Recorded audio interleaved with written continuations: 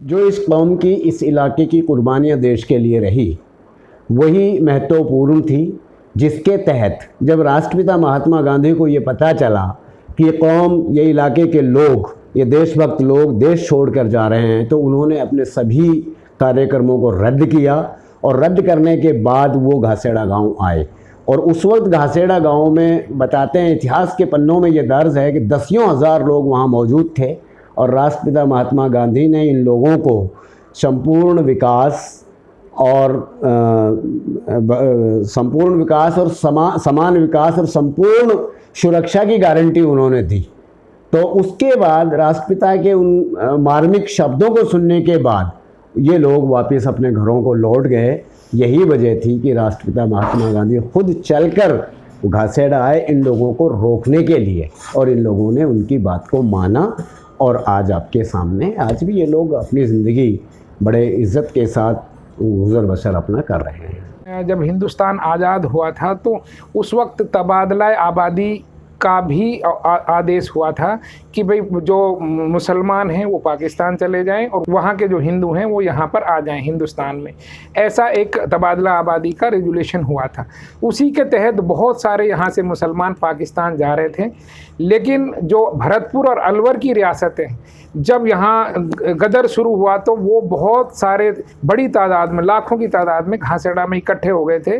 और उनको एक एहसास था कि हम अपने पुरखों की जो यहाँ दफन है उनकी खाक को छोड़कर, अपनी वतनी ज़मीन को छोड़कर, पैतृक ज़मीन को छोड़कर नहीं जाना चाह रहे थे। और उनको एहसास ने उनको घासेड़ा में रोक दिया था। और उस रोकने पर लाखों लोग वहाँ इकट्ठे हुए थे कि हम अपने वतन को छोड़कर नहीं जाना चाहते हैं, आबाई वतन को। तो यहाँ से बहुत जो हमारे लीडर थे उस वक्त के, कुंवर अशरफ साहब, हिमता मेव साहब और यासीन खां मेव साहब और दूसरे जो उस वक्त के लीडर थे, वो गांधी जी से मिले थे और पटेल साहब से मिले थे।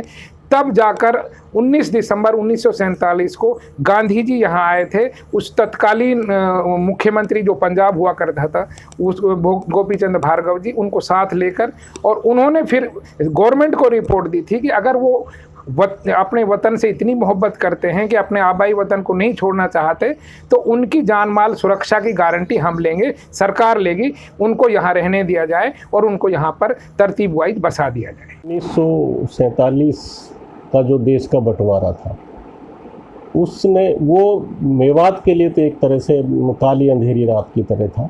मेव जो 1857 ही नहीं बल्कि स्वतंत्रता आंदोलन में भी गांधी जी के साथ रहे थे। और फिरोजपुर में हमारे 3 लोग शहीद भी हुए थे। इसके अलावा चौधरी अब्दुल हई को 2.5 साल की सज़ा हुई थी। उस सब के बावजूद अलवर और भरतपुर के राजाओं ने जो यहाँ कत्लेआम किया अपनी अपनी रियासतों में, और उसके बाद गुड़गांव पर भी हमले होने लगे, तब हालात मेवातियों के लिए काफ़ी ख़तरनाक हो गए थे। सांप्रदायिक लोगों ने नारा दिया था कि कब्रिस्तान या पाकिस्तान। ऐसे हालात में लोग दोनों रियासतों से, अलवर से भी और भरतपुर से भी, गुड़गांव में आ गए। तो रिवाड़ी, सोना, गुड़गांवा और घासेड़ा, और फिर उसके बाद दिल्ली के पुराने किलों में कैंप लगा दिए गए थे। और वहाँ से लोगों को काफिलों के रूप में पाकिस्तान भेजा जा रहा था। लेकिन मेवातियों ने एक स्वर से मना कर दिया था कि हम पाकिस्तान नहीं जाना चाहते। बाद में खान बहादुर सरदार मोहम्मद खां ने ये कहा कि नहीं, हमारा पाकिस्तान जाना ही सही है। तो एक तरह से वो पाकिस्तान के लिए लोगों को उकसा रहे थे। और यहाँ के जो लोग थे वो चाहते थे कि हम अपनी ज़मीनों को ना छोड़ें। इसके लिए गांधी जी से भी मुलाकात हुई। जब स्थिति नहीं सुधरी तो 20 सितंबर 1947 को बिरला हाउस में गांधी जी से कोई 50-60 आदमी मिले चौधरी यासीन के नेतृत्व में, और उन्होंने स्पष्ट रूप से ये कहा कि गांधी जी, हम मर जाएंगे लेकिन मेवात नहीं छोड़ेंगे। उसके बाद गांधी जी ने भी बहुत भावुक जवाब दिया कि गांधी भी उन लोगों के साथ मेवात में मरना पसंद करेगा जो अपनी मातृभूमि में मरना पसंद करते हैं। तब उन्होंने 19 दिसंबर 1947 को घासेड़ा में आने का प्रोग्राम दिया। उनके साथ कई बड़े नेता थे। पंजाब के प्रीमियर गोपीचंद भार्गव भी उनके साथ थे, चौधरी रणबीर सिंह उनके साथ थे, चौधरी एक अब्दुल हई नाम के एक लीडर थे जो हैदराबाद से थे, वो भी उनके साथ थे, और सुभद्रा कुमारी चौहान भी उनके साथ थी।